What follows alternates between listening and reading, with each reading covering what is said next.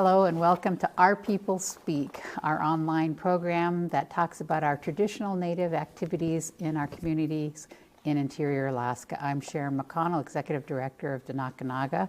I'm very fortunate to have two esteemed leaders with us today to talk about protocols, Native protocols, and how that helps shape our communities and the lives of the Native people that live here in this region.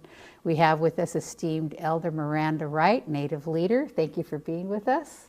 And also our second traditional chief of the region, Andy Jimmie. Thank you for being here, Andy. So as I mentioned, for many generations, the Native people of interior Alaska have relied on their values and their protocols to carry out their Native way of life. And on the program today, we're going to talk about some of the protocols that have been changing through the years and just talk a little bit about each of them. But first of all, I guess, MIranda, if you want to start us off, when we say protocols in the Native community, what comes to your mind? Procedures, traditional procedures, or behavioral mode, the way we behave, the moral code, I guess is the words I'm searching for. Mm-hmm. And Andy, what about you? What do you think about when somebody says Native protocols? It's to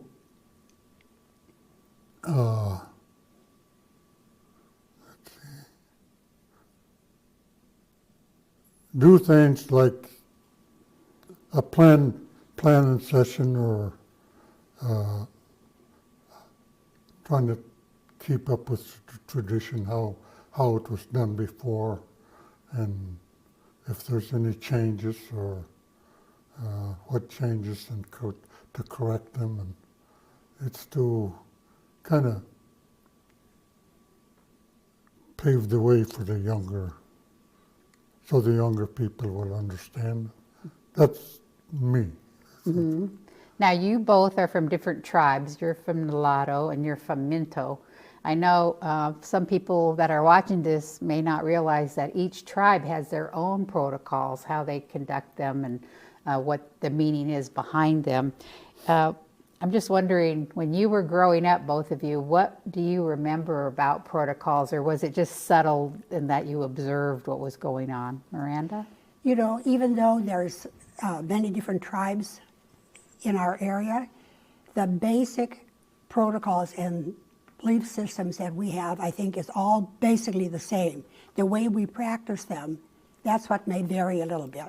Okay. But one of the things that I think was always important is respect. Respect for yourself as a woman, and knowing your boundaries as a woman. Respect for the men and their boundaries. And a lot of that was to keep balance in the way our life moved around, because everything is interconnected. Everything has life, and your activity over here could change something over here. So you needed to be aware of what you were doing, what you were saying, and having respect for all the life, no matter if it was a rock or a twig or an animal or another person. So those were the things that you just grow up with it. It's from the time that you're very small, you understand those things. One of the big things as a woman that we had to respect, or as even girls, is we couldn't step into our dad's shoes. He was the provider for the family. He was the one that took care of the food and our survival. We took care of the home. And a lot of people would say, oh, we don't believe in that. Women's rights, we can do anything. But it wasn't just that we were our weaker sex or anything. It was that we needed to keep harmony and keep everything in balance. So those are some of the more important things that I remember. I mean, there's just a ton of other protocols that you were raised with, like you never refuse food, no matter what it is. When someone offers you food, you eat that, and you never think that you are so good that you can't eat particular food. Things like that. Do you see a change in the protocols? Because you just mentioned, some of the comments that people say, oh, women and men are equal and, that sort of thing. Definitely, there's been a lot of change, especially with Western education and our exposure to the outside world, outside of our environment. We learn about women's rights and all these types of things. So yeah, there's a big change. When Christianity came in also, that changed a lot because they didn't understand our belief systems and how important our belief systems were, and tend to put that down as a negative thing. So there's always those challenges that our people face today, is which way am I supposed to go and which is the true path. So. Mm-hmm. And Chief Jimmie, if I may, you're 88 years old now. What do you recall when you were a young man in the village about protocols? What did you observe? Well, on a men's side, it's a lot of protocols, a lot of advice like as to how to survive, how to treat animals, how to respect animals. It's survival. And in my household, that's what we didn't go to too many meetings where they gather the kids. I don't know why.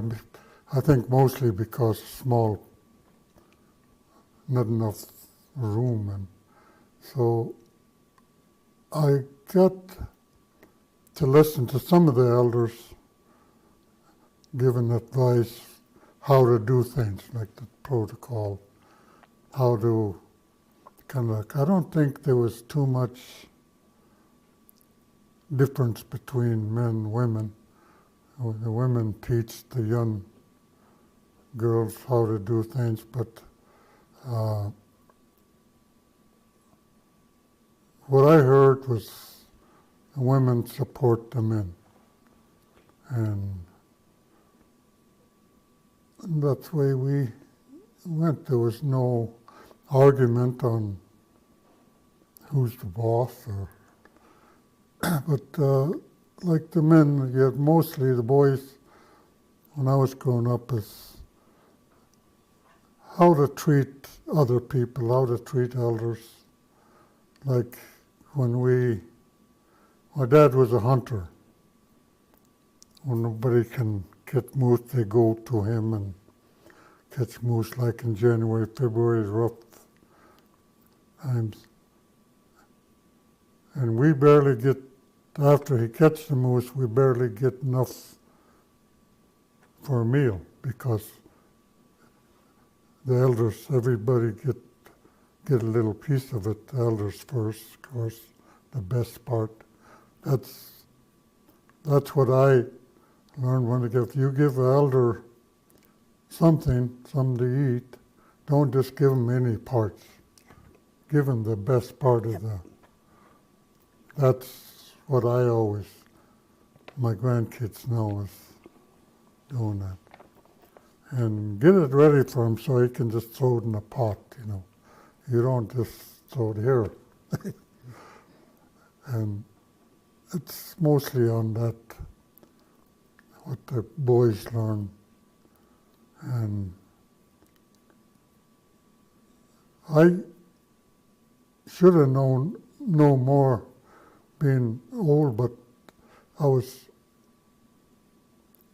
when I came back from boarding school, it was the time of change. The people were changing from the old way to the Westerners. So they were telling us you have to forget some of it wasn't the old people who were saying that, it was the new elders at that time, at 51,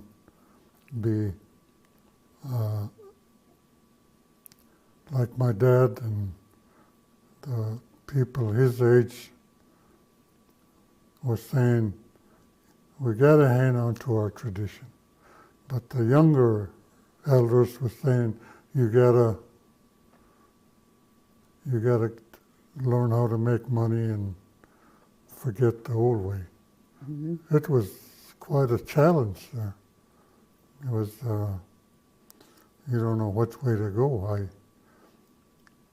But I hung on to it because I wanted to trap when I was a kid. I wanted to be like my dad. And so after boarding school, I went trapping and fishing as a subsistence lifetime. I worked in summertime, but trapped all winter. So I was wishing my grandma would live a little longer, but she taught me a lot of the old ways. You see, when she was gone, it was different than when her daughter, oldest daughter, my mom, it changed a little bit there, and then on down the line. So I think the younger people like me was doing more what they want to do instead of listen to the protocol of the older people. Mm-hmm.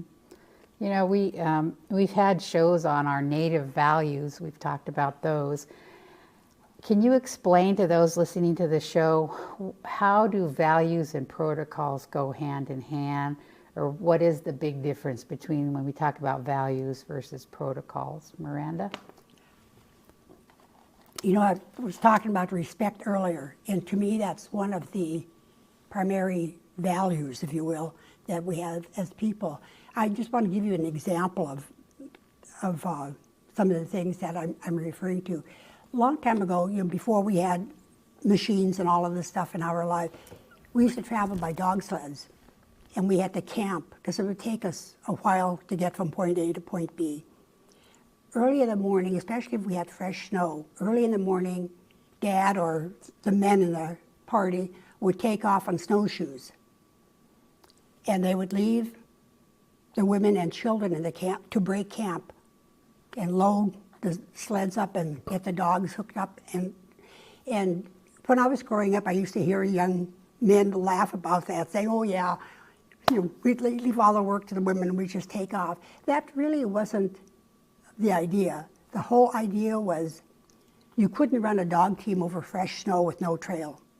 So the men would leave early, it was still dark, and they'd walk on snowshoes. The mother would feed the children, break the camp, load up the dog sled. So several hours would pass from the time that the men had left.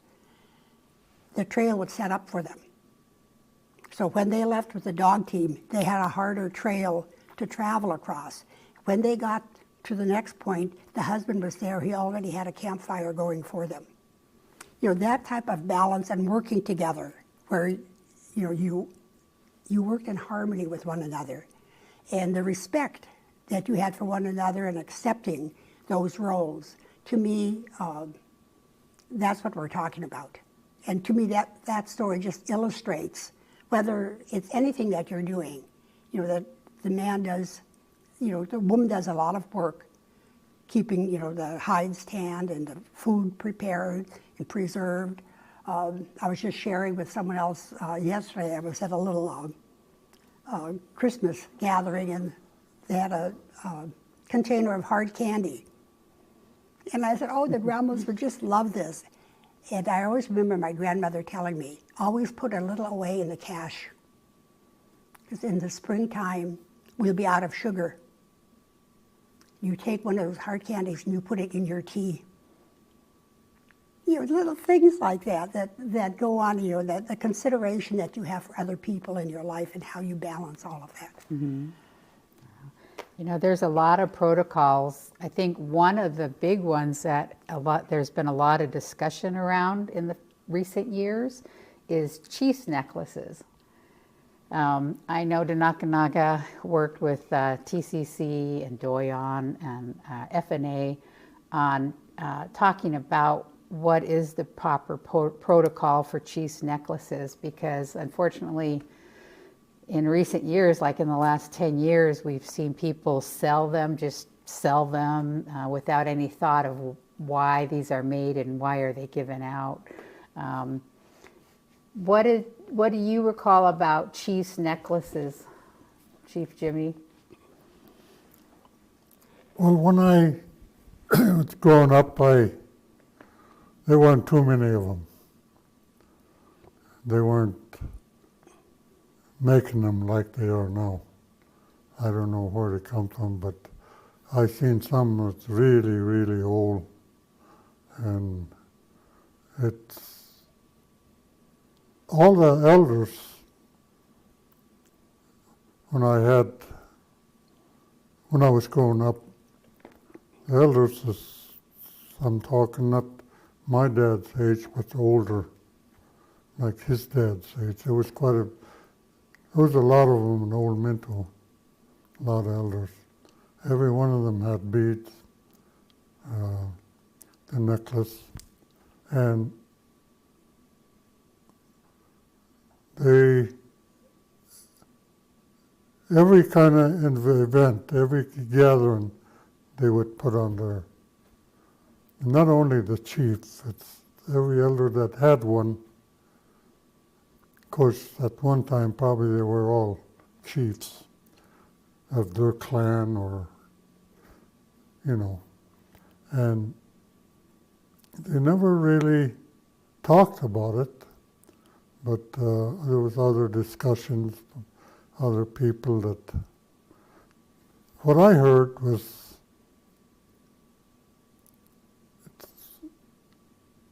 if an elder's got the beads,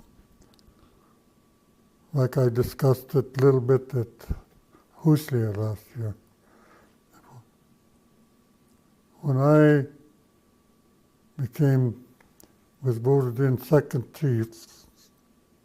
tradition chief, the chief, like TCC, or it could have been past chiefs, place a necklace on you, and he's saying, doing that, he's saying, you earned it.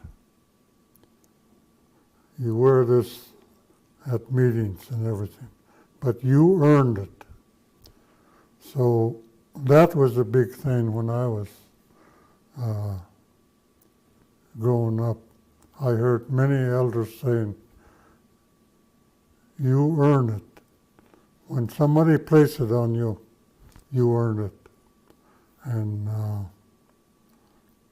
it's a little different, like I said before, my daughters make them, so I put it on. And it's okay, it's nothing wrong with it. It's just that it makes really difference when somebody places it on you. And you see a lot of that now, so, but it wasn't saying that any certain people owned, because it was easy at that time in the early 50s, 40s, 50s, because everyone that had one earned it, and they passed it on to who they think should have it. Someone say they just give it to their oldest son, but I've seen other people give it to, say you earned it. You have no relation. Do you have any comment about chief necklaces? Well, where I come from, in the Nulato area, we didn't wear chief necklaces.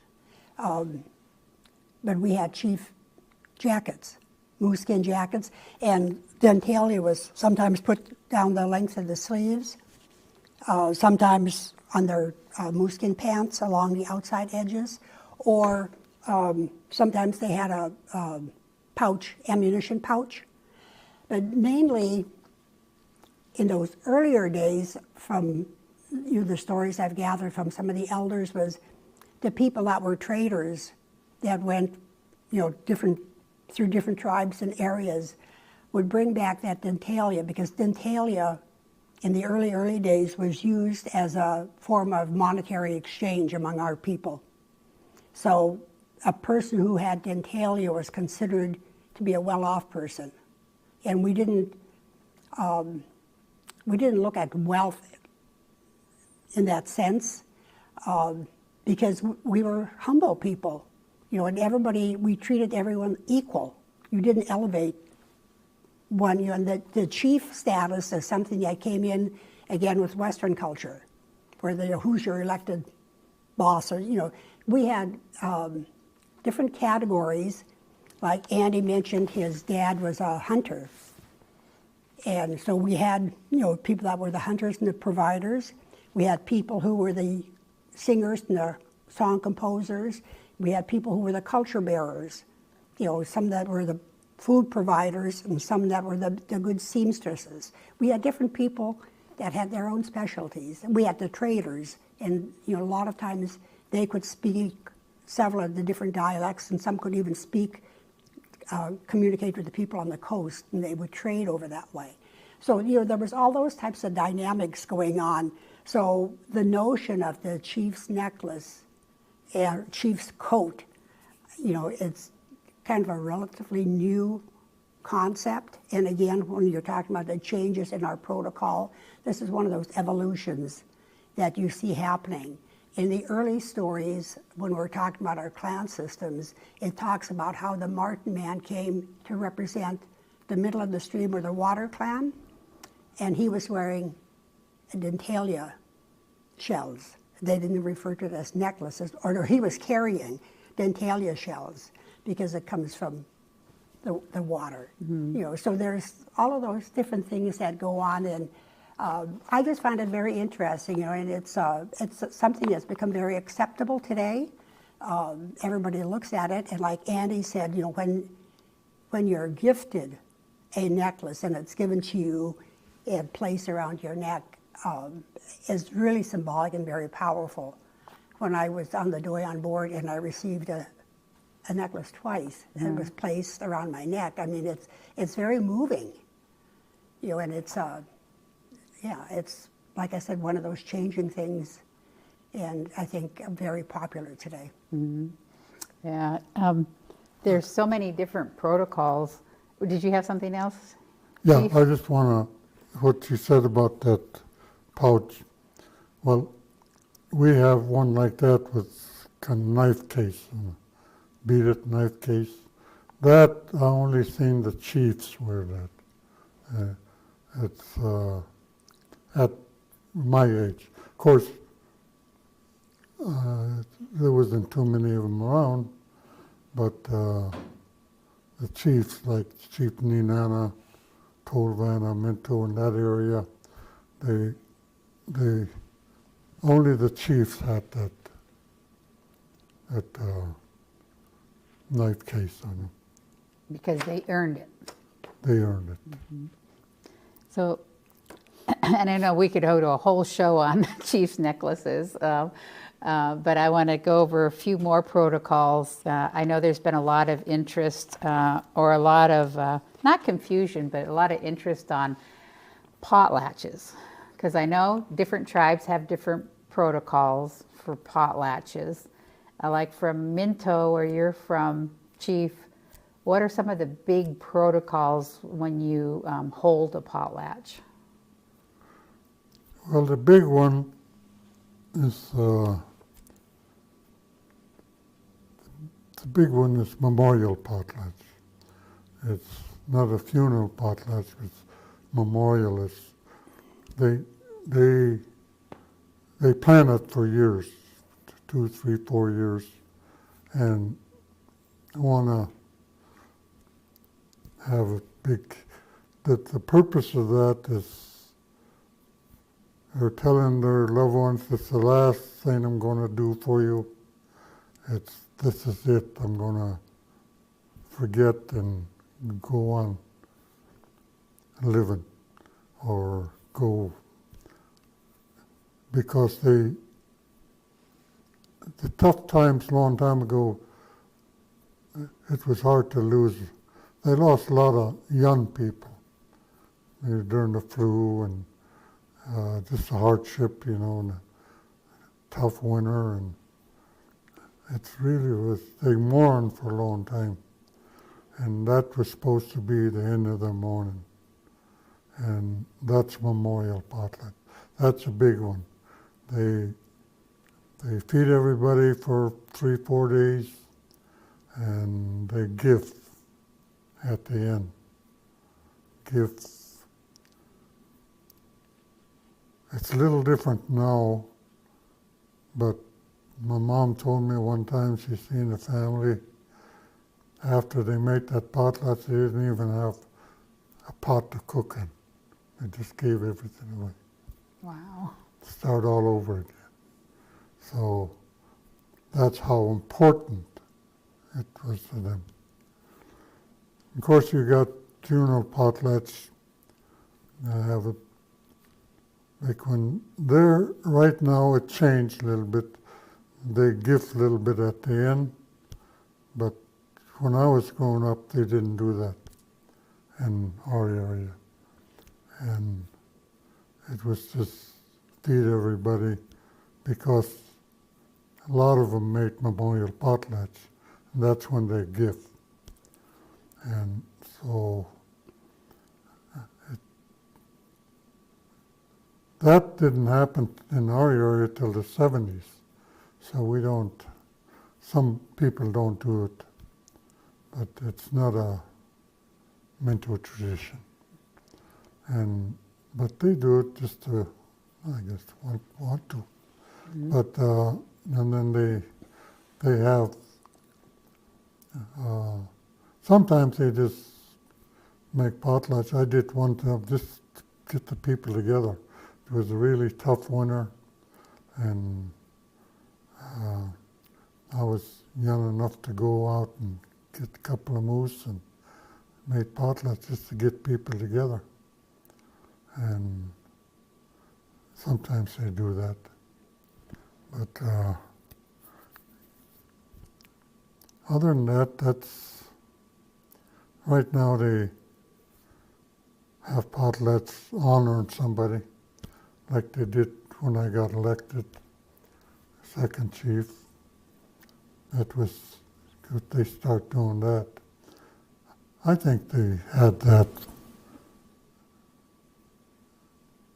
before. And that's ours. Mm-hmm.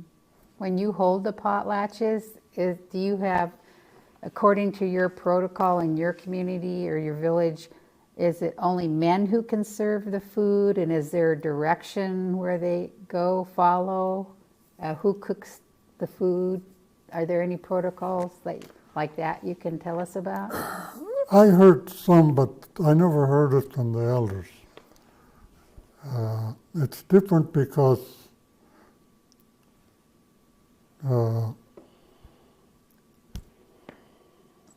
we just had the meat and fish and not a whole bunch of salad like they do now. And the biscuits stuff, I seen kids serve it. They used to say, like if my dad make potlatch, I help him. It's a family thing. Okay.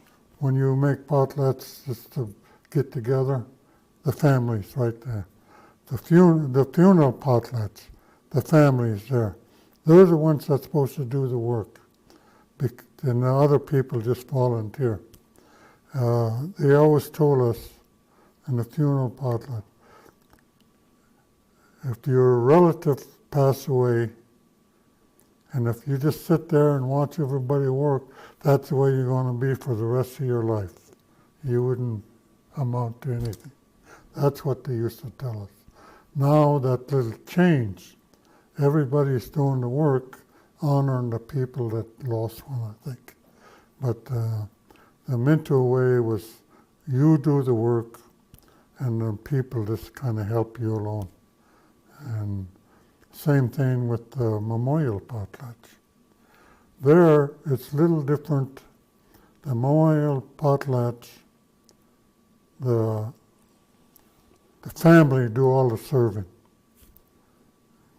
like if I make a memorial potlatch, which I did for my mother-in-law and my daughter, our family did everything. They served. And if there's other people, sometimes there's 2 or 3 other people making the memorial potlatch at the same time. So their family do the serving. And they have one server that served the important people. One, like I guess my family make memorial potlatch. Now I would be the one that give the elders the best part of the, it's usually the oldest one. But, so that's the way it is. I never heard I heard up here when they make potlatch here, the women don't serve, but I don't remember women serving, but never heard that they couldn't, I know in the memorial potlatch, the whole family's out there, the men and women, kids, so we all help each other. So I never heard where they say women not supposed to serve.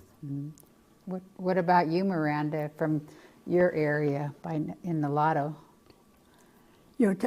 Really things have, as Andy is talking, I'm thinking, boy, things really have changed since our youth. The men also served at our potlatches. Our potlatches in the Mulatto area had dramatically changed from when I was young. I can remember the men coming in with the big tubs of soup and serving, and we didn't have, like Andy mentioned, salads and all of these side, we had basic meat, soup, fish. We didn't have pans of baked fish, we had dried fish. And they used to have the big long dried fish. And that would be saved until after everybody had the soup and the meat, and then they would pass the fish around to people as they were assembled. There would be pilot bread and maybe boxes of cookies from the store, canned fruit. But I can remember the men opening the cans and setting the can out on the potlatch table. Things like that. The women served their fish ice cream. And like Andy pointed out, there are certain people, the honored guests and your elders, that they would serve to first. And berries also. They'd have frozen berries that they would pass around to the people. And we didn't have, like I said, all this extra stuff. If there was bread, usually the women would bake bread and they would slice it up, and that would be set out on the table where people would gather around to eat. And we sat on the floor. We didn't sit around tables. We had a cloth laid out in the middle of the hall, and people would assemble around that. And so, things just have changed dramatically, but I can remember everybody brought a little something. Even though we had families that were hosting the potlatch, nobody came in empty-handed. Everybody brought a little something. I can remember the old grandpas that were widowed coming in with a box of cookies or a box of pilot bread, that they would contribute to the potlatch. But it was the family that was hosting the potlatch that generally got the game for the potlatch. And, just when we had the memorial, or pardon me, the funeral potlatch, we never had any gift giving. And generally, when we lose a loved one, it's supposed to be the opposite family who does all the preparations during that time of loss. And young people today often get confused when we say the opposite family, because in those early times they referred to your opposite clan. So like I'm of the Water clan people couldn't take care of the funeral preparations. It had to be from the Caribou clan or the Nalcine clan that would take care of that. And then our family, the Water clan family, would then make the potlatch to thank those people who helped put your loved ones away. And we didn't have gift giving at that funeral potlatch. And then, as Andy also mentioned, we'd wait a few years and then we'd have the memorial potlatch. And generally there's several families that go together for the memorial potlatch because it's a big thing. We have, in our area, we call it the stick dance. And it's a week-long event, and we feed the people every night. So we look at all of the families that are participating, and we assign one night to different families to do all the preparations. And if the family is small, you could combine 2 or 3 families together to do the serving. And that includes preparing the hall, making sure there's water and wood, whatever you need, cleaning up afterwards, all of those types of details, in addition to providing the food and preparation of the food and all of that. So, there's similarities, but yet there's a few little differences. Today, we don't see that same protocol. We don't have, we don't use the big pots like they still do around Minto and up this way, of where the men are cooking the soup. Now everybody prepares them at home and bring in individual pots of food. So continuing talking about food protocols in our Native communities, could both of you talk a little bit about when somebody gets their first moose or their first fish, and what do they do when that happens, and why is that important? Andy? Yeah, from the old people, we still do it a little bit in Minto families. But if, like when we were, I don't know, 6, 7 years old, I shot my first duck. And we was out in the camp, and out there are camps all over Minto Flats. And there was, I think, 2 or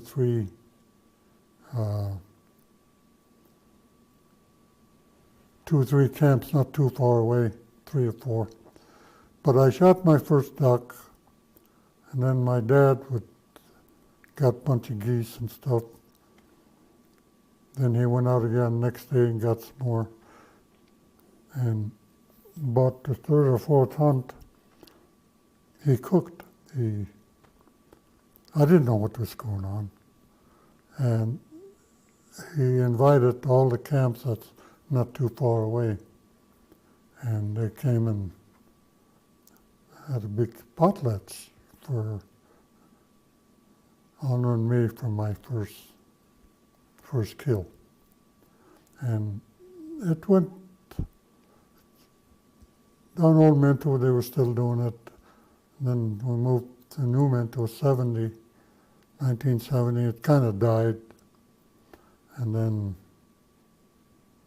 when my grandkid, my great-grands, when my son shot moose, I did the small one. And there wasn't too many people there. But now about 3-4 years ago, they had a big one. All the family that fall, their son or daughter shot moose, I think sometime in January they all got together, the families, and had a big one for all. I think there were 6 of them. And that's the old way. That's they always honor the kids that shot their first animal. So what's this?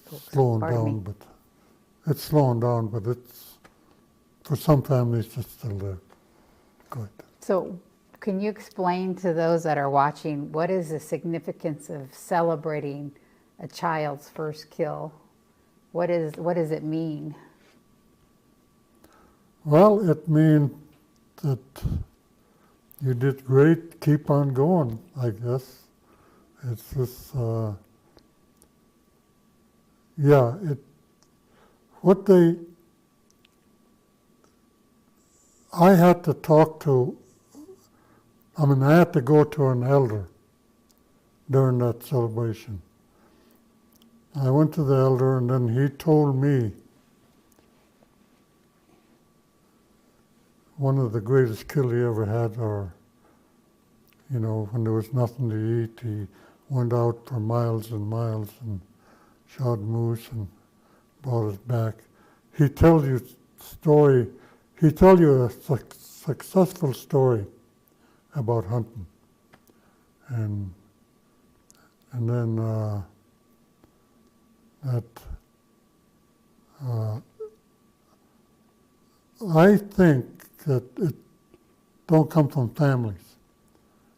Some other person would away from the family does the talking. Because when my grandkids shot their first moose, somebody else talked to them. You got to tell them some kind of encouraging story, I guess. Mm-hmm. That's the purpose. Mm-hmm. What about in your region? One of the first things that we celebrate for especially young boys, if they catch a weasel. Weasels are really fast, they dart around fast. So if you catch a weasel, that young lad that catches that weasel is identified as a potential provider for that community. He's got good skill if he can catch something that moves that fast. And he's honored with just a little, maybe the family will make a special meal for him. But that's recognized. They'll bring in a grandpa from the community. It's just a small party. But you watch that man, and the elders start talking to him. And they start guiding him, just through, like you said, stories of encouragement. And then when they catch, and we don't use the K word when we're talking about our animals. Mm-hmm. And we don't use the animal's name either for the big animals. We're going to go out and look around, or we're going to go for a ride. So if they're successful, then they talk about he was lucky. And luck may not have the whole Western connotation. It just, that he was successful in his hunt. But you don't say he killed an animal. You don't have disrespect for the animal in that sense. And so when they do get their first animal that can provide for the community, then they have, we call it a tea, because it's generally held in your home, and you invite the elders in the community to come in, as Andy said, to give stories, share their experiences. And it also teaches the young man to listen, and to listen to those experiences. In the early days, travel, we didn't have cell phones and GPS and all of this stuff, so you had to be aware of the conditions. If there was thin ice, or if there was floating moss in the lake, different things that they're telling in the story, and makes that young man aware of the environment when he's going out there. So there's a lot of those guiding principles that are embedded in those stories, and you have to be able to understand how to listen. And it's almost like a rite of passage for a young man. We held a small potlatch for both my grandson and my great-grandson when they went through this experience. And, my great-grandson was 12 or 13, and he was referred to as a young man now. You're a provider now for the family. And he was given some gifts also to help his hunting pack, fill up his hunting pack with essential items. And when it was all over, he looked at me and he said, "Grandma, I didn't know what it was all about." When we told him that there was going to be a tea for him, he said, "I'm a man."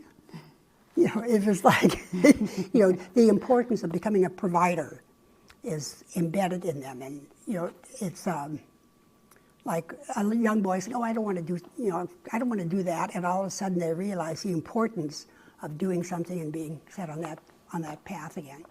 So yeah, very important. And again, giving your catch to somebody older or to the community. In my great-grandson's case, there was a potlatch in the community adjacent to where he went out. And so he gave the head to them for their soup for the potlatch. And he gave most of his catch to one of his older uncles. Mm-hmm. Wow. Even I'm learning a lot listening to both of you. We could go on all day about different protocols. I mean, as you said, we're evolving as a Native community and Native people. You know, some people always think when they think about Indigenous people, it's kind of like stagnant, but it's not. We're evolving, you know, throughout the years. One other protocol that has a lot of interest by people is our Native songs and dances. Who is allowed to write those songs and who can perform them? I know in your area you use scarves, and why is that? So Miranda, could you talk a little bit, and then we'll talk with Andy about that. That's an evolution. The scarves, there was more modern day type of thing. We never used scarves way back in the day, but the women generally had long hair, and they would hold their hair and dance with their hair in their hand. And I think that's where the scarves kind of came in. Either that, or oftentimes they would use the wing feathers off the eagle. They would hold those and dance with those. In some cases, people will use gloves, or in other words, there was always something in your hand. Mm-hmm. And so the scarf just became, because of the, I wish I could remember how to say it in our language. When we're dancing, the way we move our hands, in English they refer to it as the washtub dance, because it's like you're scrubbing on a washboard. Mm-hmm. But in our language, it means your hand movements. Because when you're doing your sad songs, you're dancing with your hands and your head downward. And when you're doing your happy songs, then you raise your hands up this way, and your eyes are also elevated.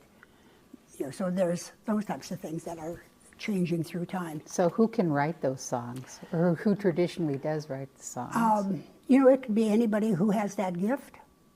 Like I mentioned earlier, a lot of times we have providers, we have composers, we have singers, and there's some people who are just gifted like that. And if they want to compose a song for a loved one or their friend or their friend's child, you know, they can do that. Sometimes people will go to them and request that they compose a song for them. As far as singing, when a new song is created, it's introduced at the beginning of our memorial potlatch. We have singing every night, and those new songs are introduced on that first night. And by the end of the week, most of the members of the community that can sing are singing along with that composer. They're learning that song throughout that week. So the whole community gets to sing it. But when you're singing it, it has to be, the composer is identified. Who it was made for or composed for is usually identified if that's known, and the community that the composer is from. So it's like if you're writing a scholastic paper and you have to have your references in the back for all the, it's basically that same concept, but this is an oral form of that. Oh. And what about from the Minto area, Chief? Who traditionally writes the songs there? Well, I'll start with the memorial. Like I make a potlatch for my daughter. There wasn't too many elders left at that time, so I asked the one that's singing, everybody know her, Evelyn Alexander, she was still alive. She made a lot of songs, but I told her what I wanted wanted to be in the song. Like happy, she was a happy girl, she was a good worker, and things like that. You tell them what you want in the song, and they'll put it in there. And that's memorial songs. They put what you want in there. And then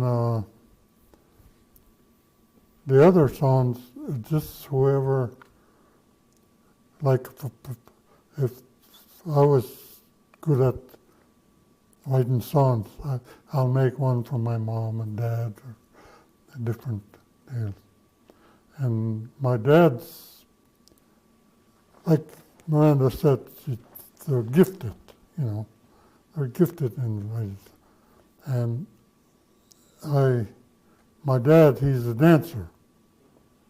He was a lead dancer and Minto dancers. And he made a lot of dancing songs, the fast ones, a lot of them.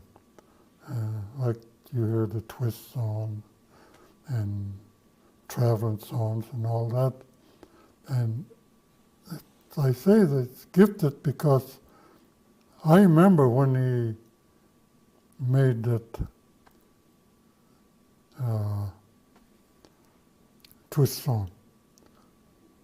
In the morning, I was getting ready for school, and the radio was on, and Chubby Checker was singing this twist song. I guess it's a new kind of dance.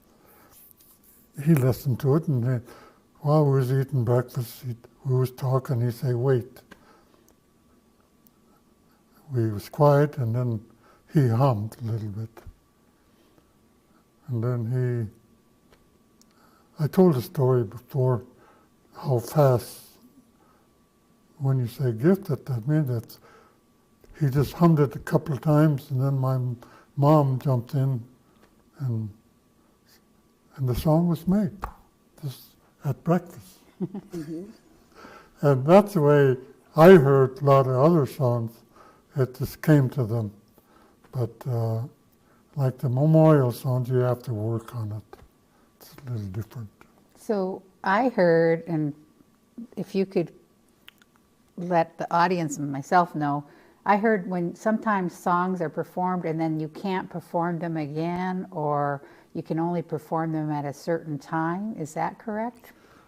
That's the memorial song. Oh, okay. That's the memorial song. That's when, remember when I say when you make a memorial pot, you quit everything. You're supposed to quit mourning, and it'll never be brought up again. And the song the same way. Oh, okay. All right. Same for your region? With our stick dance memorial services, we have what we call our 13 sacred songs. There used to be like maybe 26 at one point that are sung specifically at that potlatch. And it's usually on Friday night before they bring in the stick that we dance around. And that's the only time they're sung. Okay. The people that are going to be singing will take the week prior to that and they'll practice, but that's the only time they can sing them, is they can practice that week just before the ceremony is held. And it's really frowned upon if somebody, especially young people that don't understand the protocol, will be humming them or singing them, and people will say, "Haplani, don't sing that song." Oh, okay. Are there any other protocols that come up in your mind as we're talking about them today that we haven't covered? One thing I wanted to mention, what Andy was talking about, the other songs that are composed, because where I'm from, we have mainly memorial type songs. The songs that are made in memory of a person, we can sing those at a gathering, but we never had what the people around home refer to as tourist songs. The only song that I know of that was, well, there's two, was Eagle Island Blues. Mm-hmm. That was made by my grandma's late husband. He wanted to go back to the village for the Christmas celebrations, and there was a man in the town that played the violin. You know, he could make, in the song, Tom is saying he could make that violin talk and cry. You know, he was such a good violin player. And so that's one song that, you know, is one of those. And then there was another one called Gala de Ole, when they used to make moonshine, and they'd carry their jugs, and that's what that song is about. But other than those, and there might be one or two others that I'm missing, but people who made those types of songs were frowned upon.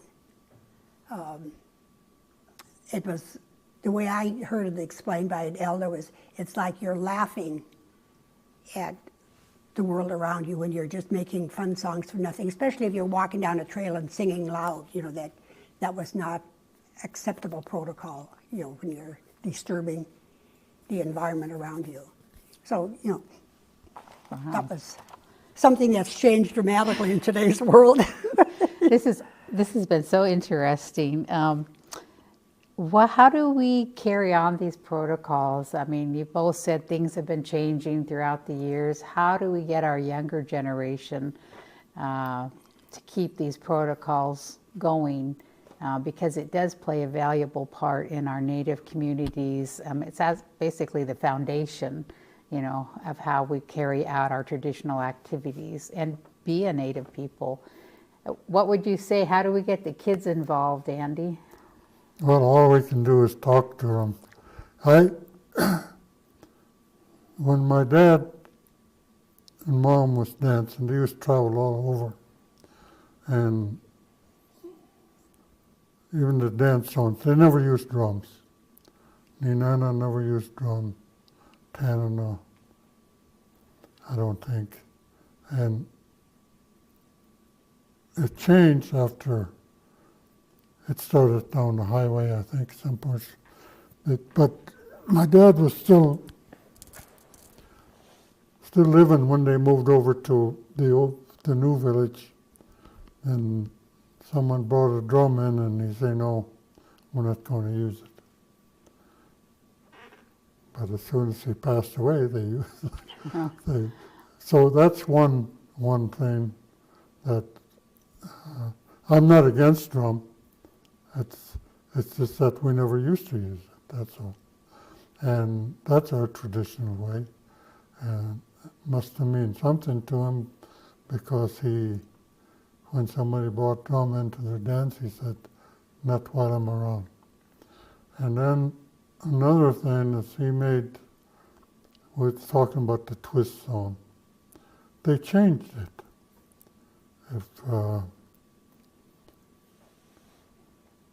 And I don't think that anybody should change any song. I mean, they just change it. They start the regular way, the speed. Then they go faster and faster and faster. And it kind of bothered me, because that's my dad's song. My dad wrote it, or made it, and then they change it. How would he feel? Mm-hmm.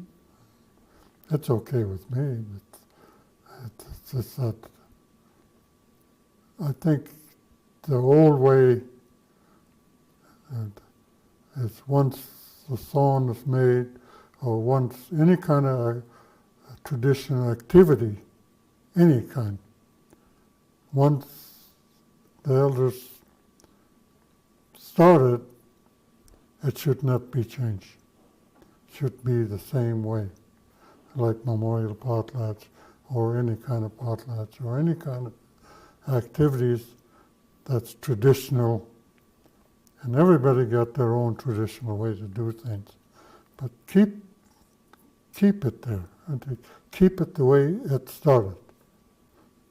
And that's hard to do maybe, but that's mine. MIranda?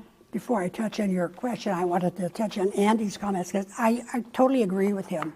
Because many of the songs that are composed are like intercessions when our loved one is going to the next world. They're almost like what people today refer to as a prayer. You're talking about the good qualities of that person, and it's a song about that individual. And when you change it, and I think part of the change is happening because a lot of our younger generation don't speak the language. They don't understand. They could sing the songs, but maybe they don't understand what the words are saying in that song.